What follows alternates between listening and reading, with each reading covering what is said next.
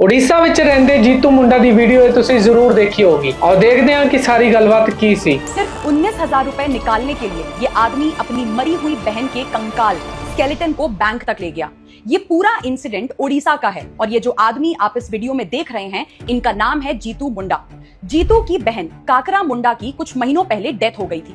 काकरा के पति और बच्चों की भी डेथ पहले ही हो चुकी थी, इसलिए जीतू ही उसका इकलौता जिंदा रिश्तेदार था। काकरा के बैंक अकाउंट में लगभग 19,300 रुपए पड़े थे और जीतू बस वो पैसे निकालना चाहता था।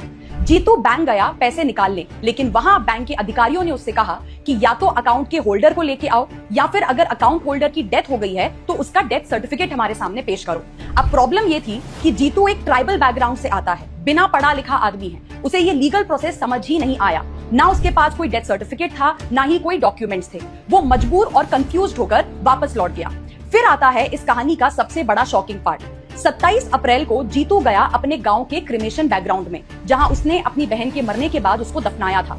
उसकी बहन को जहां पे दफनाया गया था उसने उस बॉडी को खोद के निकाला, उसे एक कपड़े में लपेटा और 3 किलोमीटर तेज धूप में चलकर बैंक तक ले गया, सिर्फ ये दिखाने के लिए कि देखो ये मेरी बहन है जो अब सच में मर चुकी है और इसके बैंक के खाते के पैसे मुझे निकाल के दे दो। जीतू की इस हरकत को देखकर लोग शॉक हो गए और बैंक वालों ने तुरंत पुलिस को इन्फॉर्म किया।